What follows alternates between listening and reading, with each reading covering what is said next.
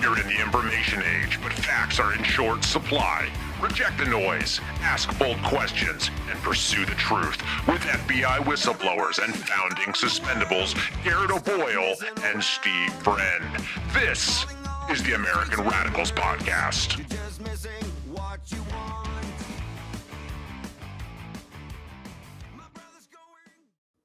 It is the American Radicals Podcast on a Tuesday, 10:30 Eastern Time, streaming to you live on rumble.com/amradpod. Well, hopefully we're streaming to you live. Got some software issues with the restream. I don't know. Maybe the ones and the zeros got messed up. Maybe they did. Maybe they didn't.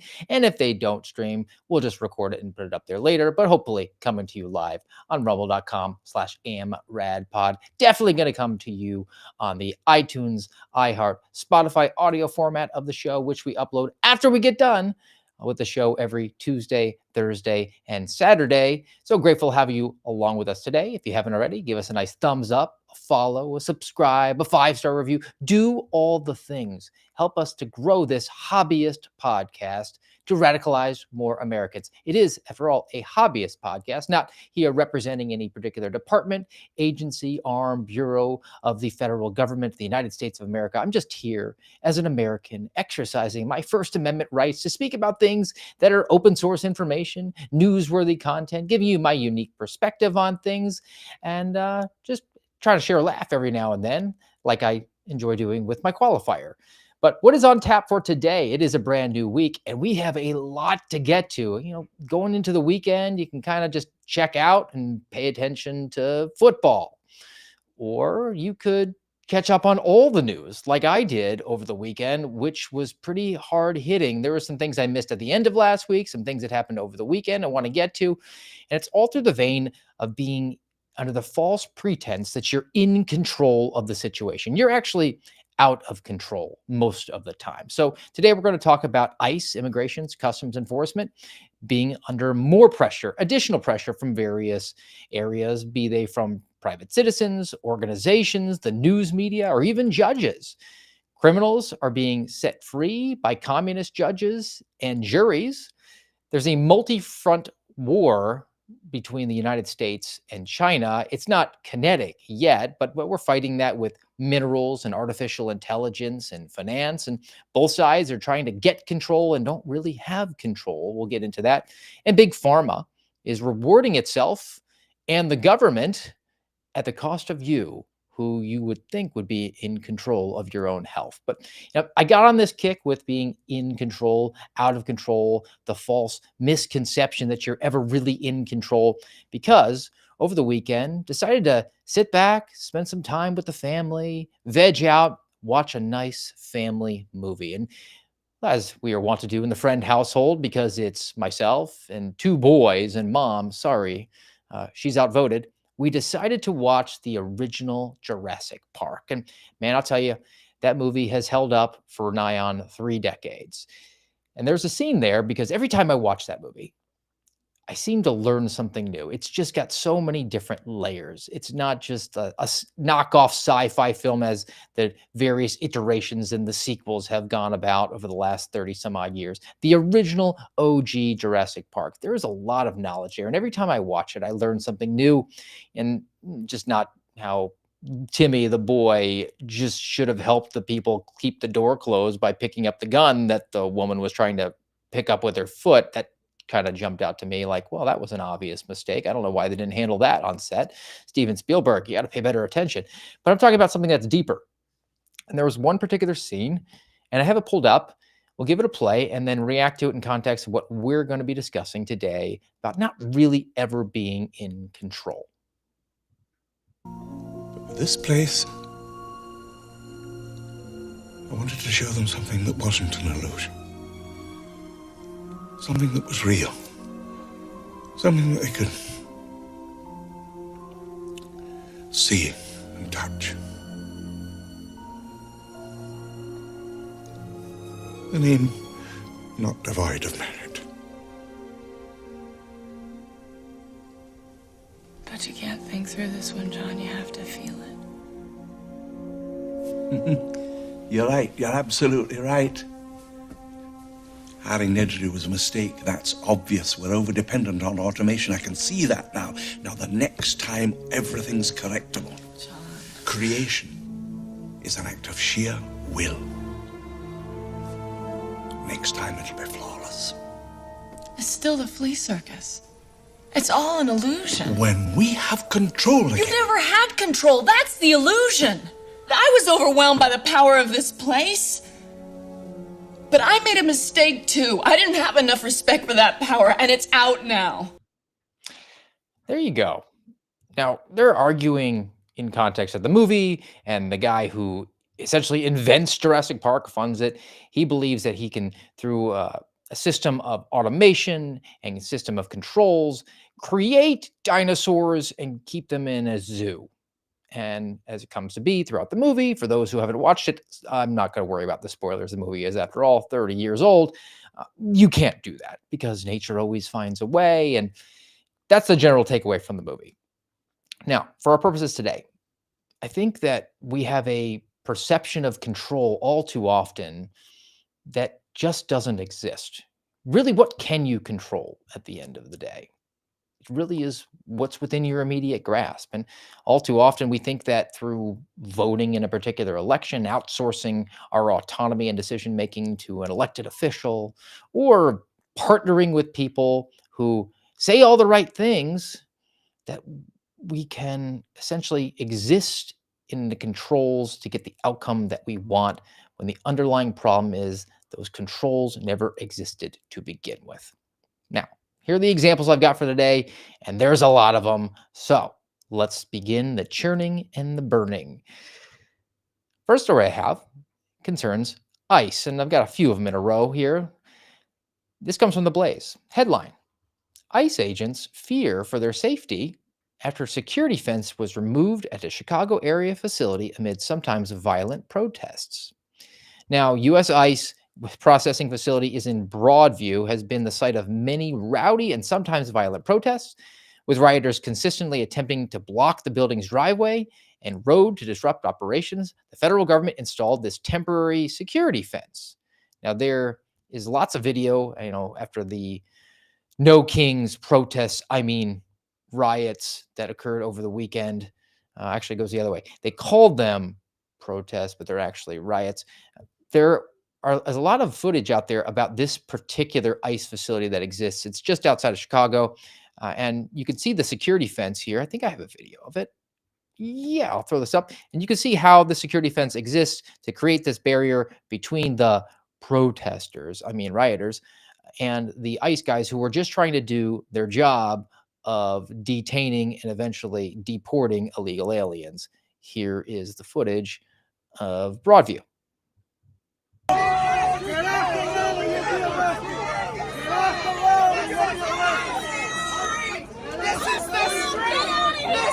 Public hearing! Leave! Don't touch me!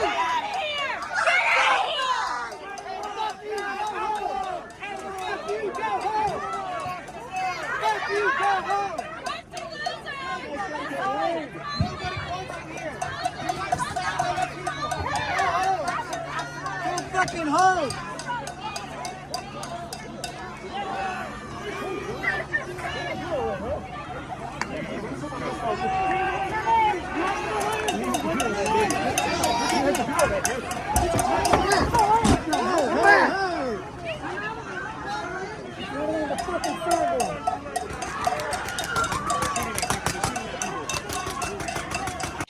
All right, we'll just pause it there.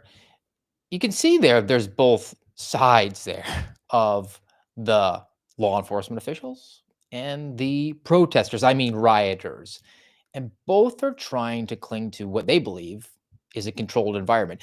Setting up that artificial barrier there, that fencing is going to push the protesters back from the law enforcement perspective. And then you have the protesters there, and many of them could be there under misguided belief that if you walk across our border, you are entitled to all the accoutrements of being an American citizen and deserve to be here.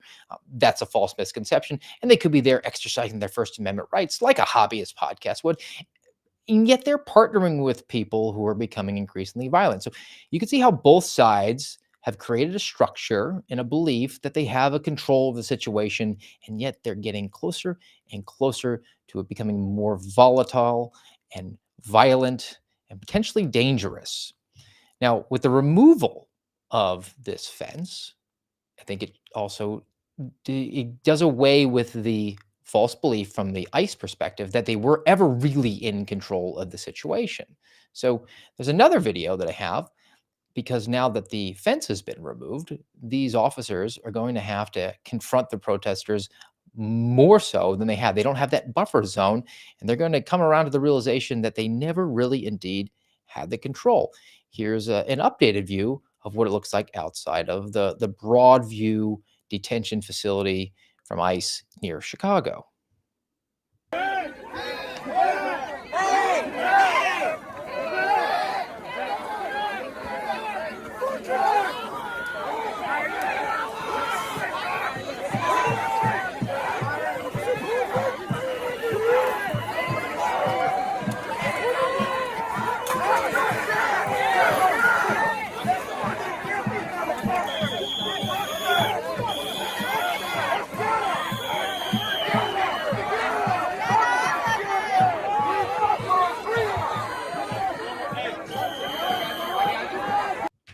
And this is on the back of a judge ruling that the fence had to come down. So a member of the judicial system that we have rules that the police officers, law enforcement professionals who are there doing their job, doing their directive of arresting illegal aliens, eventually processing them and deporting them, they're not entitled to the protection that this barrier will have. So now they've lost control of the situation, and they're having to call in from local and state partners who are desperate to get there because Illinois doesn't want to have to send in the National Guard. And we're back to the control thing. So the law enforcement professionals are coming to the realization that they're not going to be able to control the situation. And on the other hand, the protesters, I mean rioters, are going to come to the conclusion that the situation will escalate inevitably because they have partnered, not just the misguided liberals who believe that walking over the border entitles you to become an American, but they've partnered with some pretty awful street animals who just want to, Joker style, watch the world burn. And this is the cause that they've chosen to elevate their perspectives on things, to get their outcomes that they want, which is the world to burn.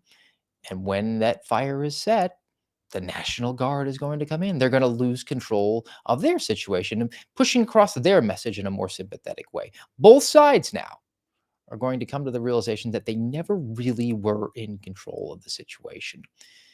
Now, beyond that, there is pressure from people in authority who are continuing again to partner with some of the worst people around so that they can attain political power and esteem, because they aspire to higher office and they think that this sort of narrative is the vessel in which they're going to do it. So you have the governor of the state of Illinois, as we're talking about this particular ICE facility, who's sending a couple of messages here and exerting his power and getting us closer and closer to that 1861 situation, the Victor Davis Hanson video clip that I showed last week, where we are moving ever bit closer to a situation in which there is an armed conflict between a federal government, a state and local government, in which elected officials are using the powers at their fingertips in order to fight this war out. You're going to have a blue on blue situation. And yet, both sides still believe that they have the authority and the tools necessary to control their environment. And they are also under the false belief that there is still a functioning social compact, a social compact being the agreement between the people and their government that we have certain inalienable rights and civil liberties, and we implement government so that it can protect those rights. And we give up a little bit of our freedoms for those accoutrements, for those protections, for certain levels of security. We want you to protect the border. We want you to protect the people against fraud and force. But we retain ultimately those rights. And that social compact, that belief, isn't true. That's really the most disturbing aspect to this. We're at a place right now where we believe we can function within a system of controls because this social compact has rules. We actually write them down. They're in a pesky, dusty document called a constitution. They're in the code book of federal regulations and laws. And yet there are significant portions of the residents in this country, be they legal or illegal, who do not subscribe to the social compact. It doesn't actually exist. We believe we have control of the theme park, of the dinosaur zoo, and we just don't. It doesn't exist. And back to Illinois. Here is J.B. Pritzker beginning to exert his power and authority in a system where he thinks he has control, and he's partnering with people who will bite him in the hand as soon as they get the opportunity. Cook County Circuit Chief Judge Timothy Evans is barring civil arrests of people when they are at county courts. Evans said in a statement, quote, "Access to justice depends on every individual's ability to appear in court without fear or obstruction. Our courthouses remain places where all people, regardless of their background or circumstance, should be able to safely and confidently participate in the judicial process." That's a wrong one, but makes the point nonetheless. That's a judge, Timothy Evans, who is a district judge, and says that the feds can't do their job. They can't use a warrant to go arrest somebody for deportation purposes. That's a judge who believes that he's in control, and he's frankly not. Here's the video I found of J.B. Pritzker, which I think is very disturbing, not just because he seems to be ignorant to the risk to the public safety that he's inevitably going to create, but also the risk of moving us closer to that Fort Sumter moment that Victor Davis Hanson spoke about a week ago. The tables will turn someday. These people should recognize that maybe they're not going to get prosecuted today, although we're looking at doing that, but they may get prosecuted after the Trump administration for the things that they did because the statute of limitations won't have run. You know, we had the immigration services, ICE and CBP doing their jobs before the Trump administration, but they were doing it within the law. Now they're acting like a bunch of thugs and taking away people's free speech rights. They're taking away people's rights, by not identifying themselves. They're coming in with masks on. They're coming in with unidentified vehicles. These are all things that need to be taken up, again, by an inspector general or somebody investigating at the federal level because they have immunity at the state level. But we're looking at how we might be able to hold them responsible despite the fact of federal immunity. Catch the latest on this story at J.B. Pritzker, Chief Executive, State of Illinois, sitting there and talking about looking at criminal charges. Who's he talking about?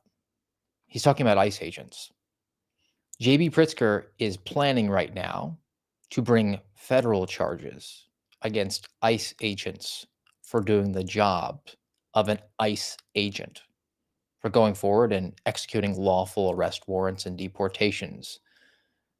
And this guy, who's going to be on the short list for the Democrat Party for nominees for president in 2028, has said outwardly he plans to federally prosecute federal law enforcement officers for doing the job that they're duty-bound to perform. Now, do those officers feel like they're really in control? Does J.B. Pritzker feel like he's really in control? Who is he appealing to? He's appealing to the worst, most violent, crazy communist leftists that walk around on our country. And he believes that that's his voting constituency. That's the surfboard wave that he's going to ride to the high office to get to 1600 Pennsylvania Avenue. And he thinks that he'll prosecute an ICE agent and then everything will be hunky-dory for them. They're going to be okay. He has a false conception of control of the situation. He's made friends with people who will never be satisfied because they want to watch the world burn. They want to watch the country be fundamentally transformed into some communist utopia where they're able to reward their friends and punish their enemies. And he's threatening people who you would believe are sitting on solid ground.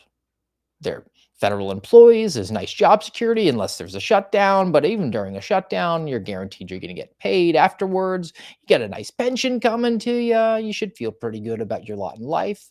You're serving your fellow man. You're a civic servant. You're called a patriot by just about everybody, unless they're a Democrat and they don't like what you're doing. But who cares about that? And you're executing lawful arrest warrants and doing it not in a way that's inhumane or out of step with law, policy, procedure, the Constitution. Well, that is all a facade. That's all a facade, because a President Pritzker is going to put you behind bars for doing the thing that you believed all along was not just legal and justified and right, but you had control over. You don't really have control, because at any given moment, because of our social compacts, status as being completely shattered, nobody is really in control. We're all just kind of floating around and going with things. And it's really just a question of political will rather than the law. It's no longer a nation of law. It's a nation of political will, and who's willing to exert the power and influence to drive the outcomes that they want, and do so in the now, because tomorrow isn't guaranteed. That's one thing that we all know. We're not really in total control of the situation.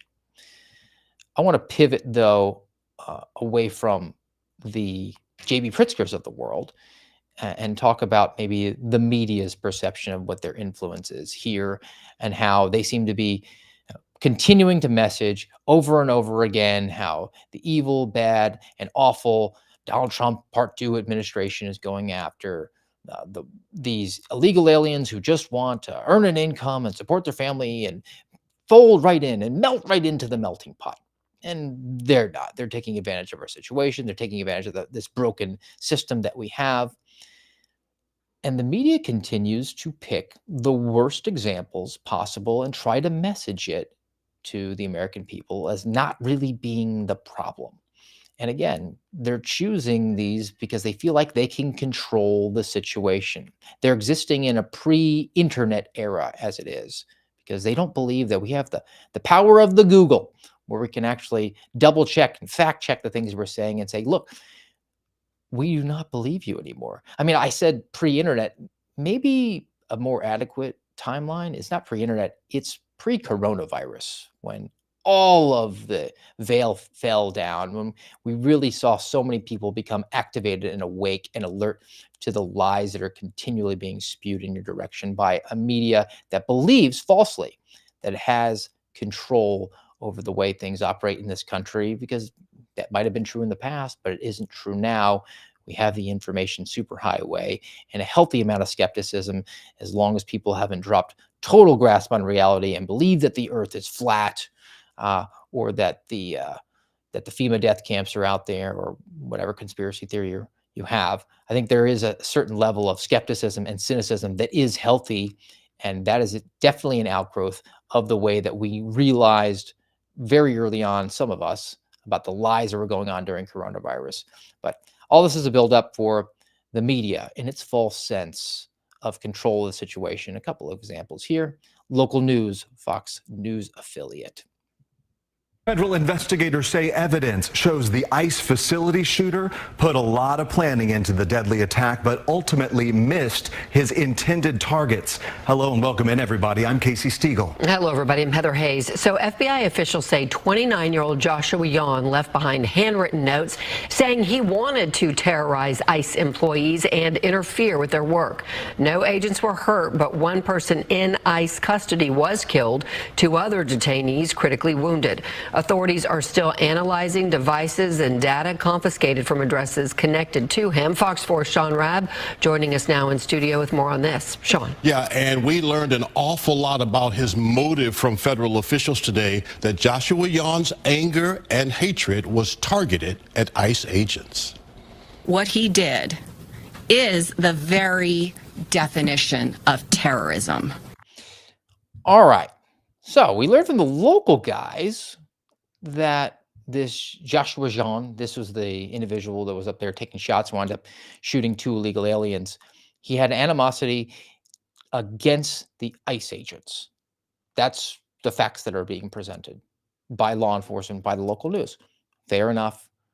I believe that the information that they have gathered and they've released to the public will give them all due regard with that.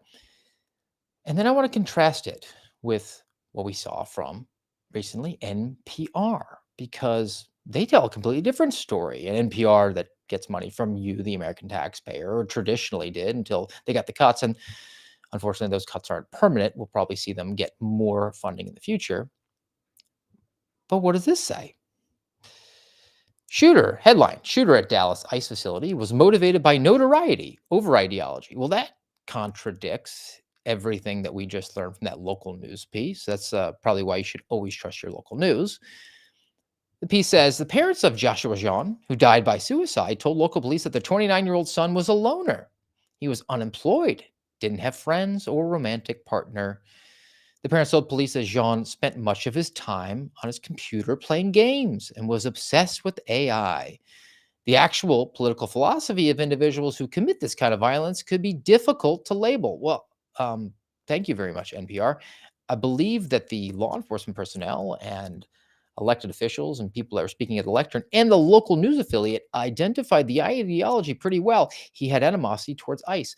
But NPR doesn't subscribe to the same belief because they think that we are the betters. We are, after all, NPR. We're not that podunk little small town local news affiliate. We're a national broadcasting platform. So, in their views, the notoriety was the thing. He wanted to make himself famous.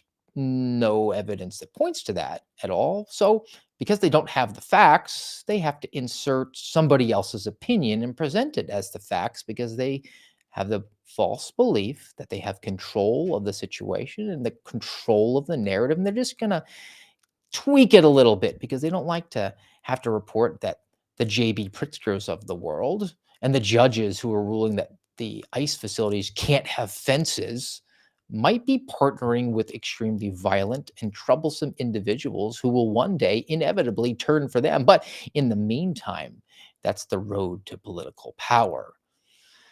So what does NPR ultimately say it is beyond notoriety? Oftentimes, because we have to insert opinions as facts, quote from NPR, oftentimes views are a hodgepodge of both the left and the right. And that's according to NPR's quotes Rachel Kleinfeld, who's a political violence expert and a senior fellow at the Carnegie Endowments for Democracy, Conflict, and Governance program. Well, as a trained investigator and just a hobbyist podcaster, that jumped out to me because I wanted to know what the source was. Because NPR is establishing itself and trying to control this narrative and overcome the very facts that are in front of us that have been laid out by that local news affiliate, by the investigators who are on scene there, by the manifesto itself from the shooter, Joshua Jean. So I went to the Carnegie Endowment for International Peace to find out about democracy, conflict, and governance. And this is what it looks like. And you can see there, if you're watching us here on rumble.com/amradpod, this is the homepage.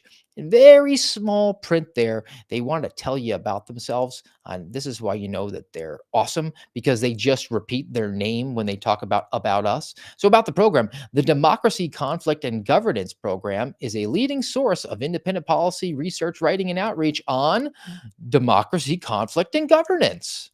Well, that's so much information. So that's not enough to really ascertain what the motivations could be from this Rachel Kleinfeld, the political violence expert who told us that we don't know what the motivations of the person who took shots at ICE were, even though he said he didn't like ICE.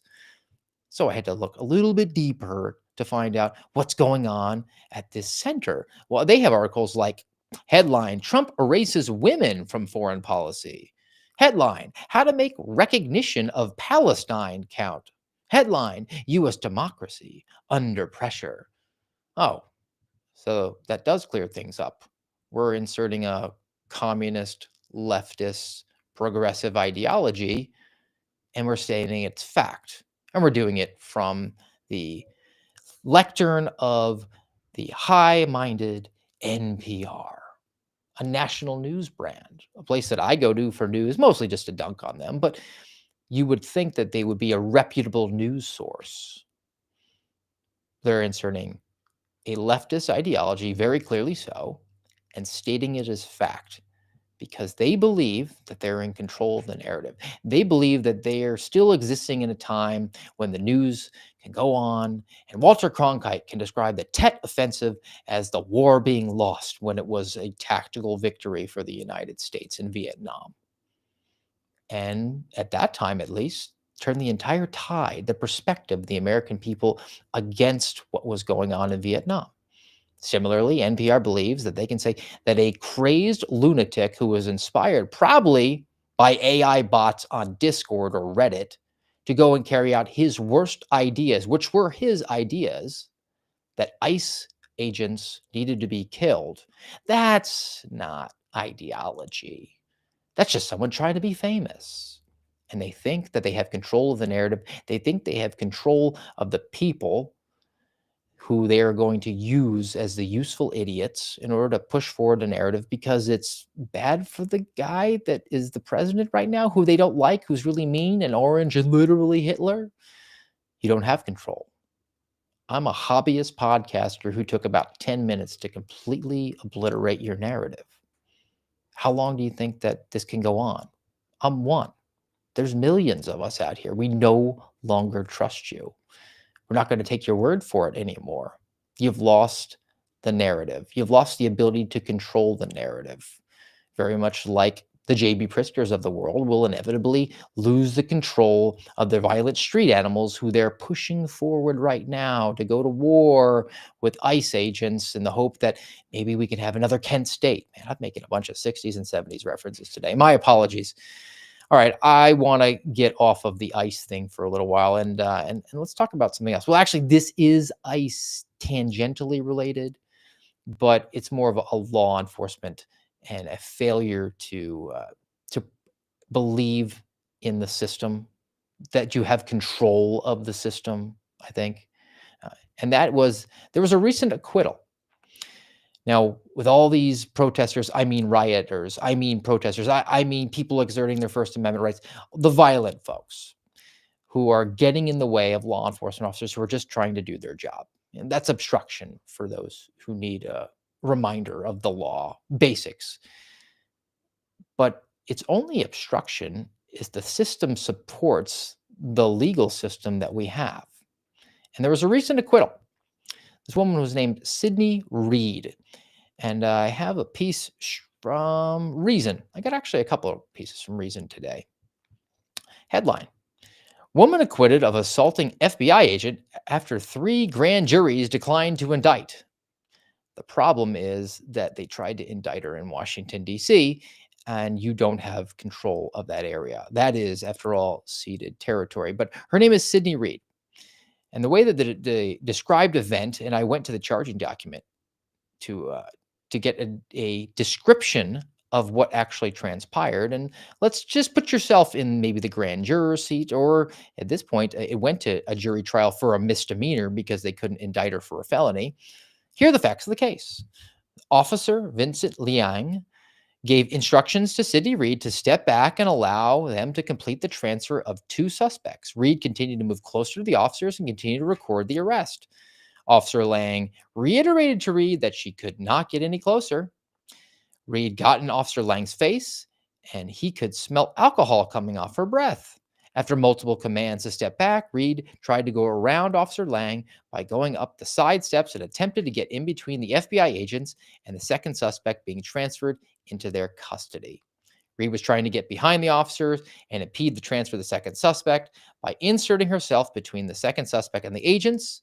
And then Officer Lang pushed Reed against the wall, told her to stop. Reed continued to struggle. She winds up scraping the officer's hand in the brouhaha that ensued. It wasn't really like fisticuffs. It wasn't like a all-out brawl on the ground. But there's a woman who inserts herself between arresting officers and a suspect. She's clearly obstructing them. That's as easy as it could be. Now, is it a felony? No. It's a misdemeanor. Does she deserve to go to prison for 22 years like a January 6ther who was committing insurrection by walking into the people's house? No, and neither did they. But we're back to the control of the situation. Those officers were losing control of the situation. The way that they could gain control is by putting their hands on her because they were executing a lawful arrest of a suspect. And they're entitled to do their job without fear of a risk to their own safety or to the safety of the person who they're trying to bring into custody. Because once that person's in custody, he's their responsibility. And this drunk woman, because she's misguided, or maybe she's just an evil person, whatever her motivations are. Maybe she was seeking notoriety, like the guy who took shots at ICE agents, not because he hated ICE agents, because he wanted to be famous. Maybe she wanted to get some video footage and put it on her TikTok to get lots of clicks. Whatever the motivation was, she was creating a problem for those officers who just wanted to do their job. And as a result of that, she engaged in unlawful activity. And those officers followed through on the arrest, as is their right and as there is their duty. They have a duty to enforce the law. That's kind of the job description / title, law enforcement.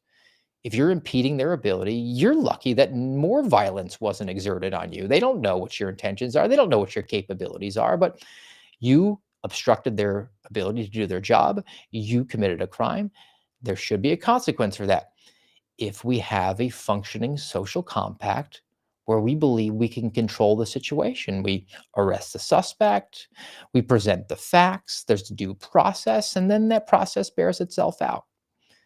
But we don't have control of the situation, not in any of these ceded territories, not in the Washington, D.C.s of the world, these soft districts that are going to be responsible for hearing the arguments against the James Comeys of the world, or the John Boltons of the world, where they're going to say,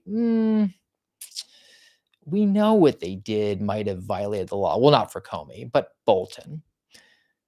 And yet, no, we're not going to hold up our end of the bargain because the jurors in these situations, they don't buy into the social compact like so many people who, under the false belief that because their guy got elected and appointed and installed various people throughout the apparatuses of our federal government, that they're back in control, that the system will function, and it'll just be bent more in the direction that traditionally the people who are right of center wanted to see it go. Well, the other side gets a vote too, not just on election day, but in whether or not they want to actually participate in the social compact going forward. So we find ourselves in a situation now where roughly 50-50 split in the country. Whoever's in charge, they believe in the system. And whoever's not says, system be damned. How is that a game that we can play? If you're playing baseball and the umpire is calling a different strike zone for one team and the other, we can't have any consistency. As long as the umpire calls a strike zone consistently, even if it's not a good strike zone, at least we can operate because the rules are in place. But now we have one side being called balls and strikes, and the other side is tackling people because they're playing football. They're not just not following the rules, they're playing a completely different game. They don't recognize the rules and the systems that we have in place. And those are people who we're empowering through our system to be jury members. How is this a controllable situation? It's not limited to just this one woman. I mean, maybe it was just one woman who had a few too many drinks and made a mistake and didn't really need to go this far. Well, there's other examples that have recently happened. I'll give you a warning on this one. There's some language. This was the guy who decided that he didn't like federal officers and National Guardsmen being in Washington, D.C. So, he was cool. He could just throw a sandwich at them. Like a fucking way! You busy?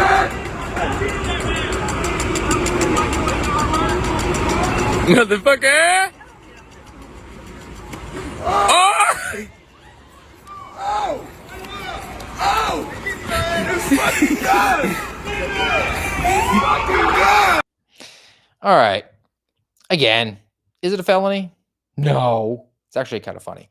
I think the officer has a pretty funny story to tell for the rest of his career about how he had a Subway sandwich tossed at him. But I think it goes back to the control thing again that I've been harping on throughout this episode today. Those officers are there. They're operating in good faith. They're thinking that they're going to control the situation. They have a nice riot line stood up there, crowd control line. And this guy is out there exercising his First Amendment right to be obnoxious, to be a jerk.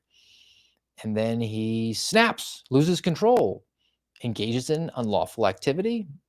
He didn't get indicted. He was completely let off the hook. No true bill issued by the grand jury in Washington, D.C. So now we're back to the question of the social compact. If it's no longer functioning, we can't have control of the zoo. The dinosaurs are going to be roaming around free. One side, other side.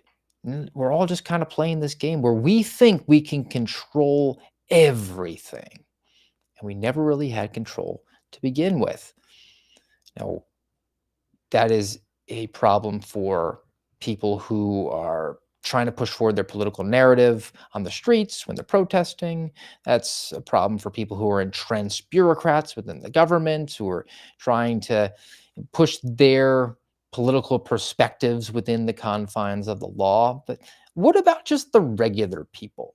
What about the people who are just trying to go about their day and they think, the ball ping pongs back and forth, but we still do have a system of justice in which evildoers are held accountable, and I can operate safely within my community without an expectation of being assaulted unless I'm in New York City or San Francisco where they've let crime go out of control. I can walk to my car, particularly in an area that is one of the most surveilled in the country. I shouldn't expect to get assaulted. No, you should, because there are still street animals who are out there who don't buy into the justice system, which, the example that I thought of was Big Balls. Edward Korstein, a.k.a. Big Balls, a name he chose as a joke for his LinkedIn account, was left a bloody mess after cops say he fought off a gang of teens attempting to steal his girlfriend's car. Who's Big Balls? Big. Korstein was hailed a boy genius when he dropped out of college to join Elon Musk's Doge squad to cut government costs. One of our initiatives is to root out fraud and waste. And today, his old boss is praising his bravery. A gang of about a dozen young men tried to assault a woman in her car, Musk says on social media. Edward ran to defend her and was severely beaten to the point of concussion, but he saved her. Carjacking is an epidemic in D.C., and 51% of the perpetrators are juvenile.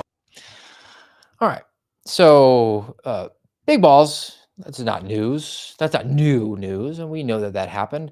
But we did have an update to the situation because 51%, over half of the carjackings are by juveniles in Washington, D.C. Well, I would think Edward, a.k.a. Big Balls, maybe he had the unlucky misfortune opportunity to be a victim of a carjacking or come upon one and then be violently assaulted because he was doing his civic duty. He should, however, expect a modicum of justice at the end of that if we were to have a social compact in which the adults are in control. But he's not going to get that. So Washington Post now reports on an update, and they take that opportunity to slam the president for reasons because they hate the president. But headline, Trump says probation for teens charged in Doge attack is, quote, terrible. Washington Post, because democracy dies in darkness, now reports that the 15-year-old boy and the 15-year-old girl who were involved in this will not see any jail time. The boy was sentenced to a year probation. He pled guilty last month to 4 counts split between 2 incidents that took place one night in early August: attempted robbery and assault on Big Balls, and a 19-year-old software engineer, and another one where it was a felony assault and robbery at a nearby gas station.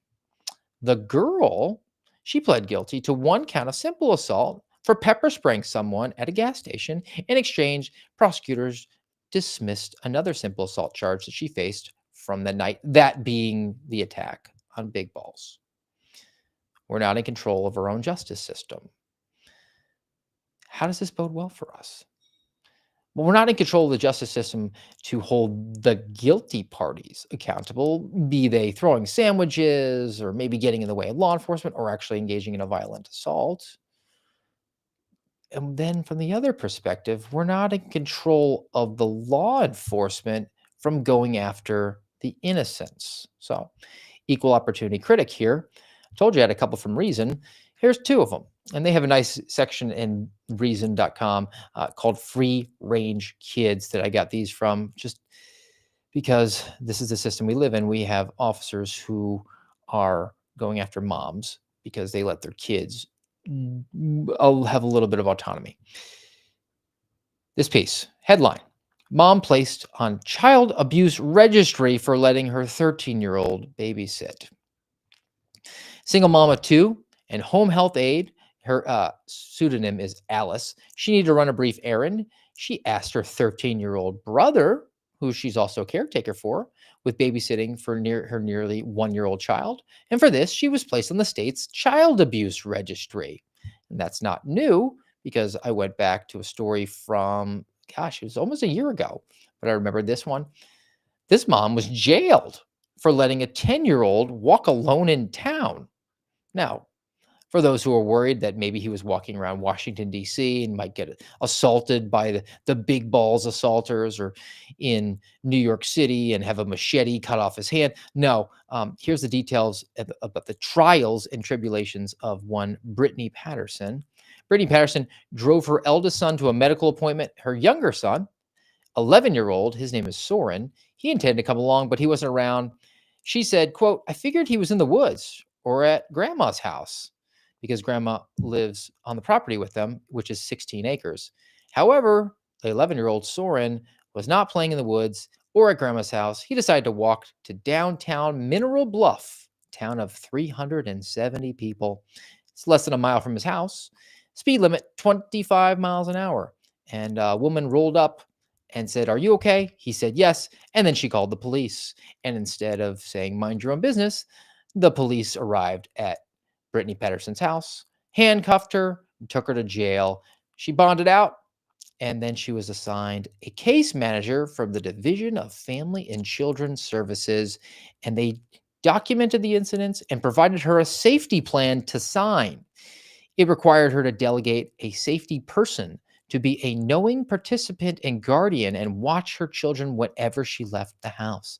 The plan also required Patterson to download an app so that the state could track the location of her children at all times. Do you think she feels in control? The state's going after her, who's a mom, and trusts her kid, who she's probably raised up really well, because she trusts him to go into the woods or go to his grandma's house. And they live in a relatively safe community, safe enough that the person driving 25 miles an hour was concerned that a 10 or 11-year-old boy might be walking into town. That trust is completely broken now. So Brittany's lost control. Alice, pseudonym Alice, lost control of her situation. The state's come for her. So who really is in control here? In those situations, it's an out-of-control government. In other situations, the government's not doing its job. We are not in control of any situation on a domestic front. Now, what about internationally? What about foreign policy? And we don't tread in this direction a lot because foreign policy is really complicated. Not really in my lane on this one, maybe a little bit out of my depth. I do have a certain subject matter expertise. But I do think it's worth going into a couple of stories about China and how, again, be it the law enforcement believing they're in control and then not really being in it, being the citizens thinking that they're in control, not really, the politicians maneuvering behind the scenes and partnering with the wrong sorts of people that they'll eventually lose control from. What about the ongoing feud, rivalry, the existential problems that we have in a conflict with the Chinese Communist Party? A couple pieces here. First one comes from my buddies over at The Blaze, Steve Baker. On the Sim Farms that George Hill came on, because it gets a little even darker than George laid out, which is saying something because going dark is George Hill's specialty. Headline: Chinese SIM farms are radicalizing Americans and destabilizing society, Intel experts say. Quotes from the story: among the more chilling aspects of the SIM farms is the ability to mimic humans and carry out sophisticated propaganda campaigns, maybe like motivating somebody who doesn't like ICE to go and try to shoot ICE. They promote progressive causes and radicalize people against the government and each other. Here's a quote from the analysts. Quote, they actually groom you, believe it or not. There's a chatbot that can pretend to be 27 personalities, is designed to groom you and groom anybody that asks certain questions or that mentions certain topics, unquote. These SIM farms can be used to recruit and radicalize those who are ready and willing to engage in violence outside immigration facilities. Like taking shots at them. And the analyst said there's a good chance that China has been behind the establishment of Antifa chapters in the United States. Now, that's gone on technologically, that's gone on sort of in the shadows, but there's an open fight going on right now between the United States and China over rare earth minerals. Both sides aspiring to get control of the situation, to assert their dominance as the superpower for the entire globe. This comes from ABC. China is dramatically expanding its restrictions on rare earth minerals, trying to pull the United States back, trying to inhibit our abilities. The restrictions mean that foreign firms have to obtain the Chinese government's approval to export products that have even a little bit of these rare earth minerals that China has. And these are big for computer chips and for defense technology. So China trying to control our ability as a country to defend ourselves and even stand up against them if we needed to do that. At the same time, in retaliation, then we're going to get tariffs. We're going to get the president of the United States declaring 100% tariffs going against China because they're both trying to ping pong back and forth and exert control of the situation. But that's the goings on of the international level, beyond my expertise. The foreign policy, certainly, the technology. How about money? How about criminal investigations? Because we're assured reliably that we have these systems in place, we have these trained investigators in place, we catch everything. They certainly aren't able to use our systems against us, the Chinese, that is. Or are they? Are they using more rudimentary techniques because we're really high tech now, we're high speed, we can catch everything. But what if they don't go and use the system? What if the systems that we have all this trust in and all the resources behind and expertise and know-how, what if they're useless? What if we're trying to control a situation that's just not controllable? Well, what am I talking about? Talking about money laundering. Now, before I get to the story, I got to get the obligatory movie reference in today. Money laundering, I promise I will not nerd you out too badly on this one, but to set the stage, who knows what money laundering even is? Certainly the tech bros from Office Space didn't know. To clean? No. Wash. Here it is. To conceal the source of money as by channeling it through an intermediary. To conceal the source of money. Doesn't really help us, Michael. I can't believe what a bunch of nerds we are. We're looking up money laundering in a dictionary. Really? Who actually knows what money laundering is? Well, I'll tell you who does. That would be the Financial Crimes Enforcement Network, which just issued a report. And this deals with China, deals with the money laundering that's going on, and something that we might have lost control over and not have the ability to rope back in. So from FinCEN, which is what the acronym is short for, Financial Crimes Enforcement Network, this is a story about how the Chinese and the drug cartels are laundering money within the United States, and not just a few bucks. It's estimated over $300 billion in flows between 2020 and 2024. We're able to subvert our financial systems. We're able to work around it using this money laundering technique that they call mirror flow. Now, here's how it works. Mexican cartels have piles of US dollars from drug sales. But Mexico doesn't want those dollars in its banks because if they do, they will be seized. The Chinese, they won't let their citizens convert a whole bunch of their own currency to foreign currency because they want to keep their people under their thumb. So how do they work together? Well, the cartels hand off cash in a place like Los Angeles, and a Chinese buyer pays the equivalent amount in their own currency to a broker in China. The dollars stay in the United States, and the Chinese currency stays in China. It's very much like a hawala. It's the Islamic version of banking. So the example that they give here, and I didn't get this from the FinCEN site, but the Epoch Times did a piece on it, would be how we have all these Chinese students now.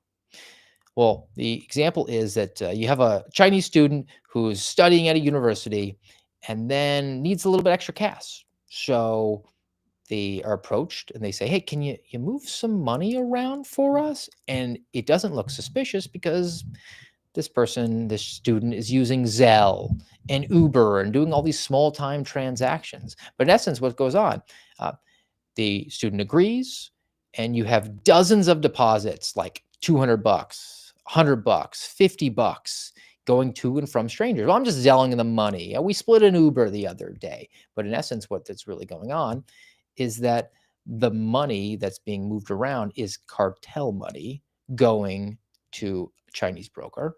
And over in China at the same time, they're doing the same thing. The currencies are actually staying, the physical currencies or the digital currency are staying within the confines of the countries.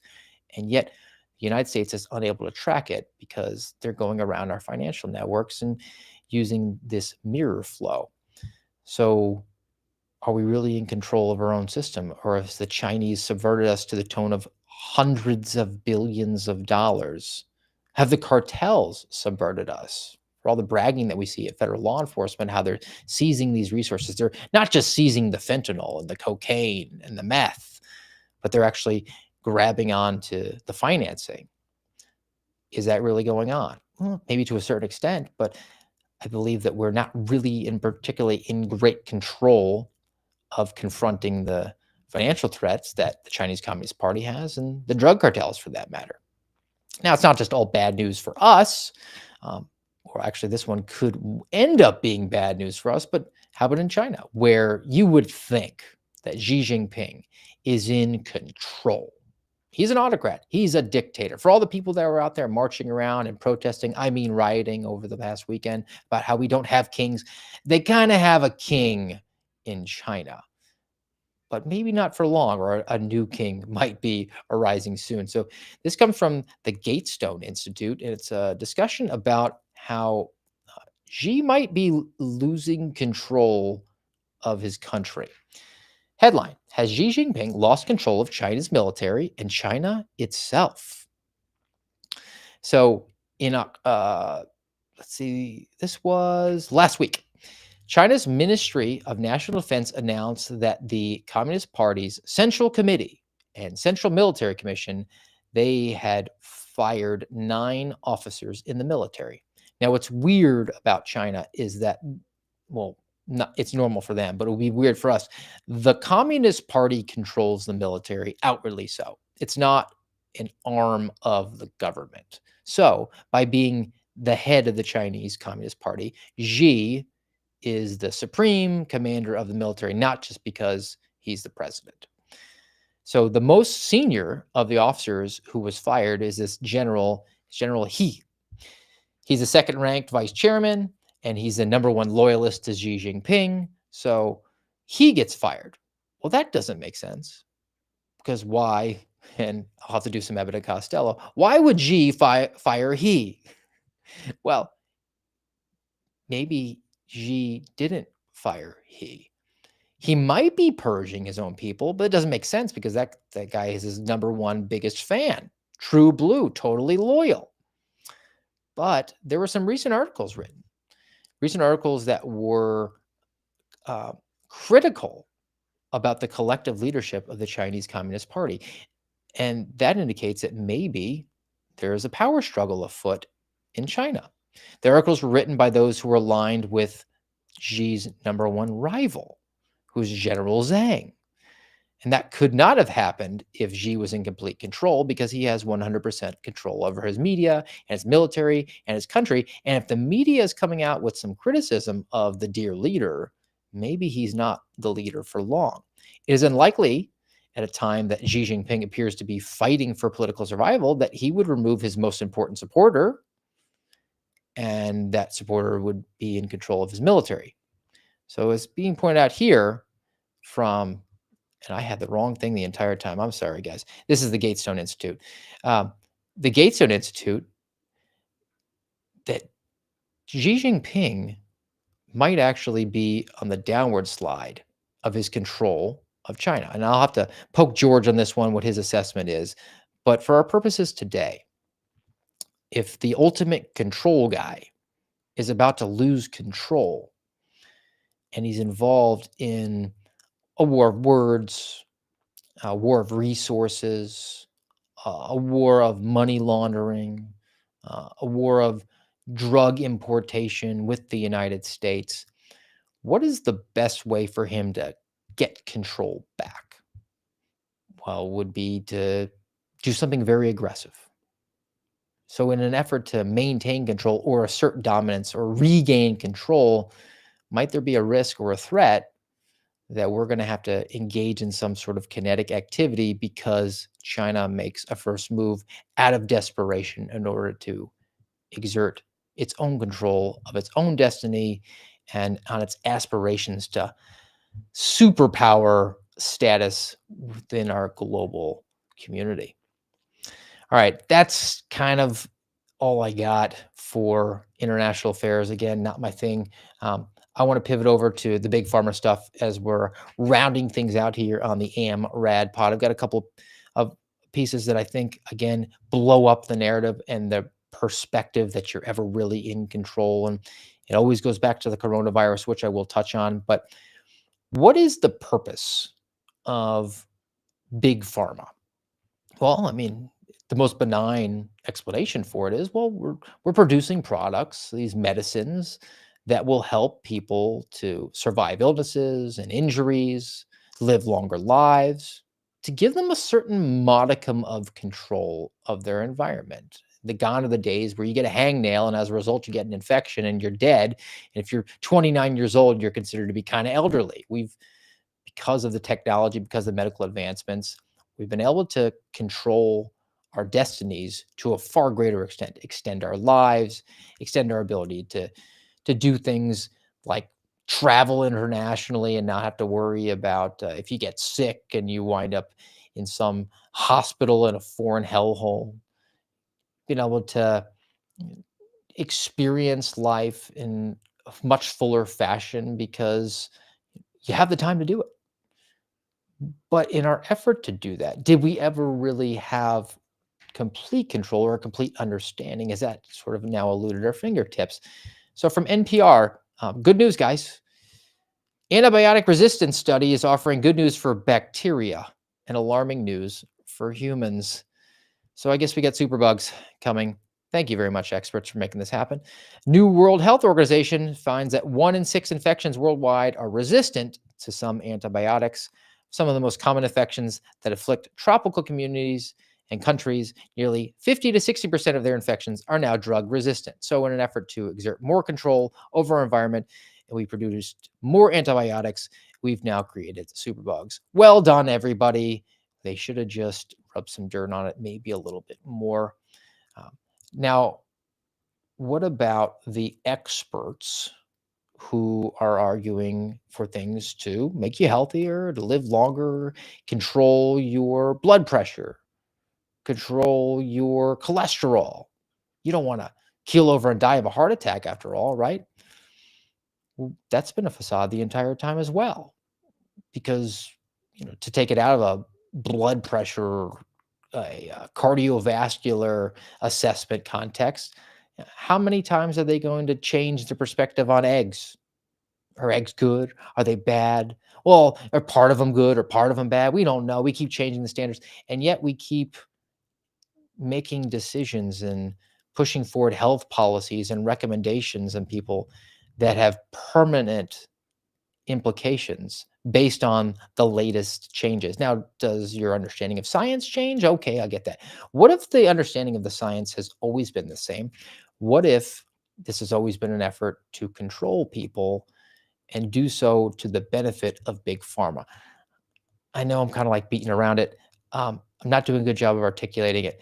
So I went to this doctor, and he's explaining the problems that exist with blood pressure and how the standards keep changing so that big pharma actually are the ones who control us. New American Heart Association guidelines for 2025 regarding blood pressure. All right. So according to the American Heart Association, if after 6 months of lifestyle changes, your blood pressure is still above 130/80, you're a candidate for blood pressure medication. That's 130/80. So essentially, they're lowering the numbers, they're lowering the threshold at which you are going to be told to take blood pressure medication. I don't agree with this. I think it's crazy. I think it's what's happened with statin medications, that they continually lowered the threshold for cholesterol levels in order to sell more medication. That's big pharma, right? That's the way that the coronavirus had the scales fall away from so many people's eyes.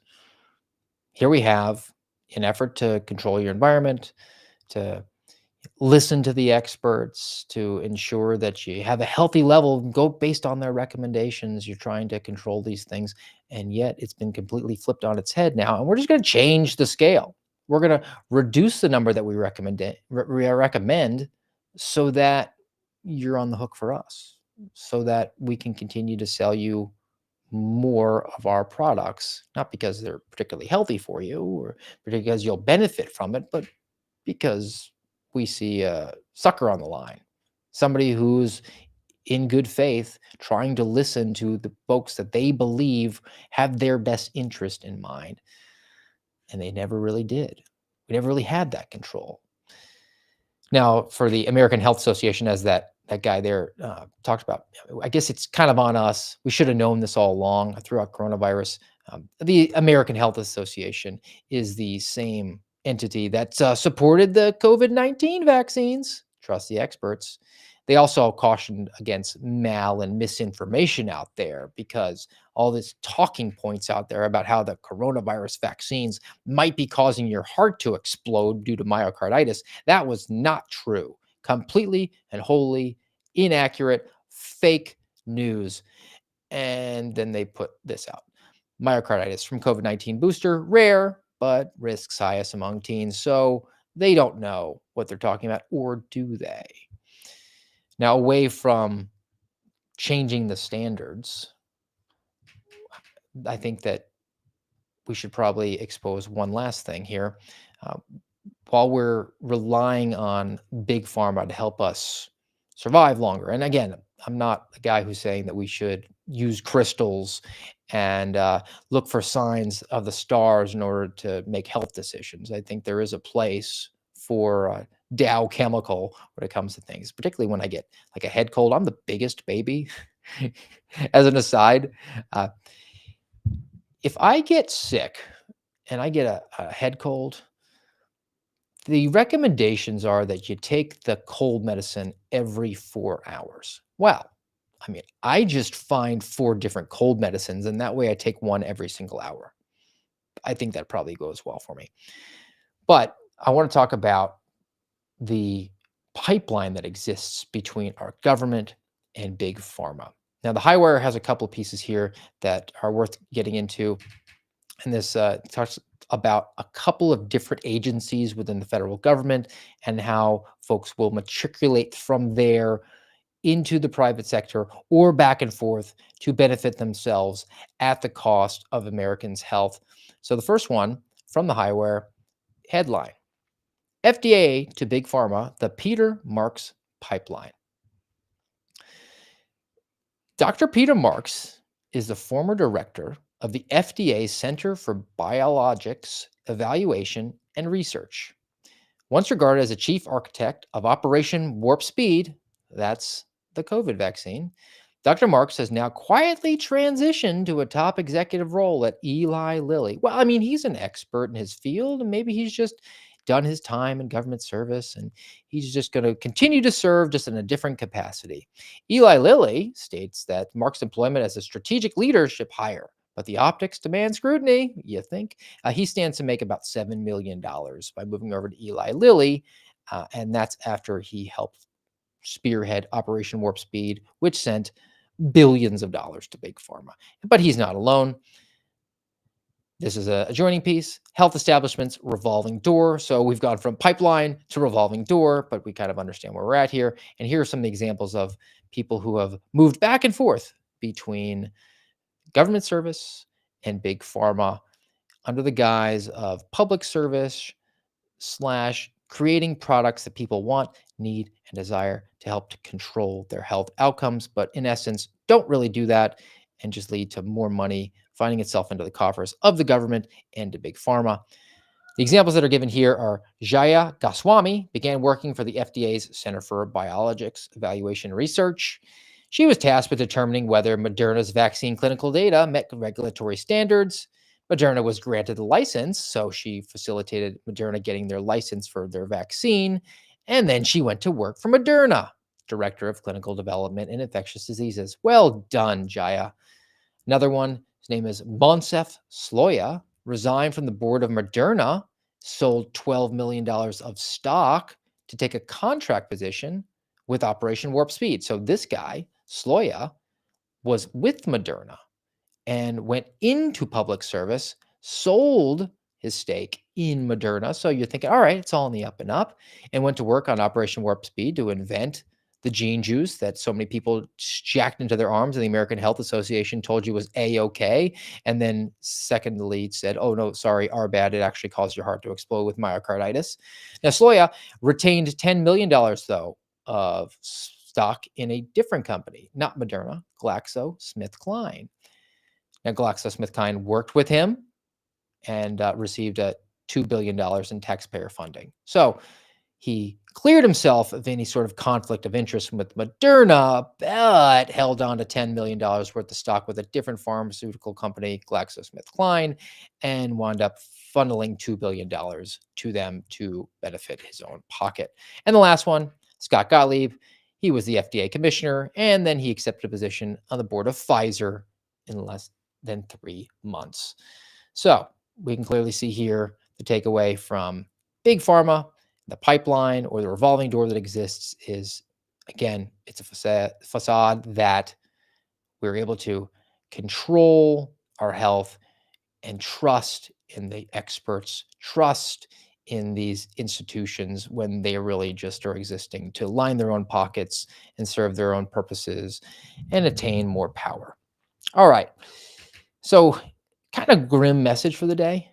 And I think that the best way we can kind of send it off on a more positive note would be with a biblical worldview that addresses this and also kind of a fun palate cleanse. So our biblical worldview, Isaiah chapter 41, verse 10. So do not fear, for I am with you. Do not be dismayed, for I am your God. I will strengthen you and help you. I will uphold you with my righteous right hand. The myth of control. We're all kind of really out of control. Do you really have ultimate control of your health? You can take steps to have more optimal outcomes. Are we in control at all when it comes to a rivalry with a foreign nation state, which might be losing control of their own country at any given time? We don't really know. Are we in control of our law enforcement apparatuses? Are law enforcement apparatuses in control of their own job descriptions? Do we have judges who we can trust to exercise their best judgment? Do we have juries that are willing to take their oath seriously and learn the facts and circumstances of a case and then adjudicate it and render a proper and just verdict? All these things are meta.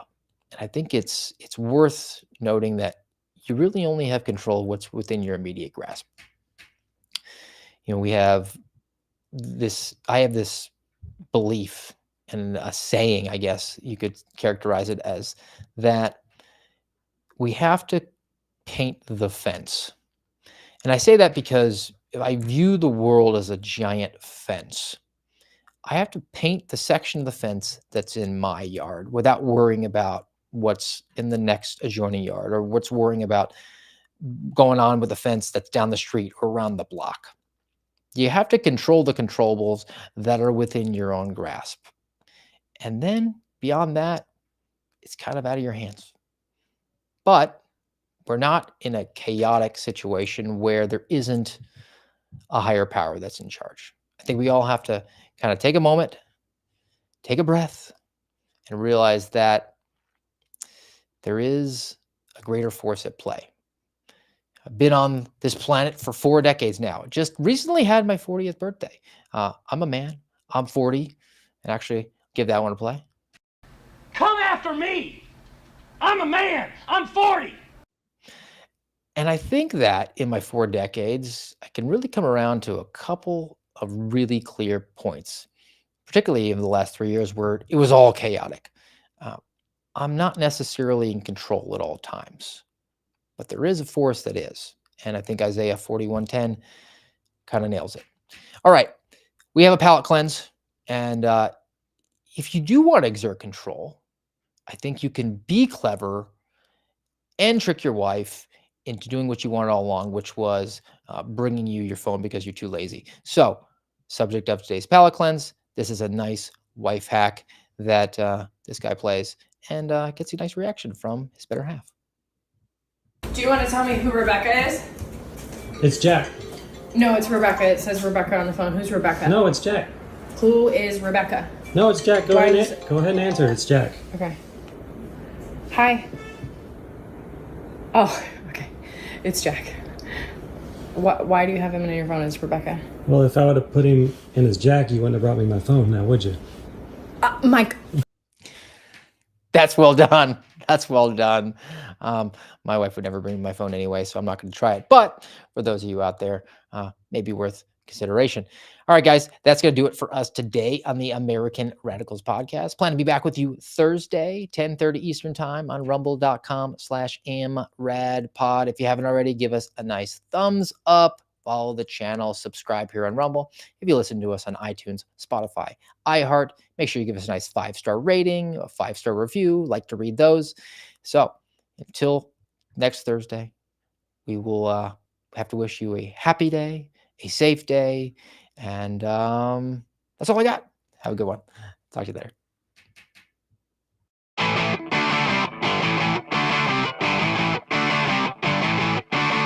You've been listening to the voice of the Suspendables on the American Radicals podcast. Follow us on rumble.com/amradpod.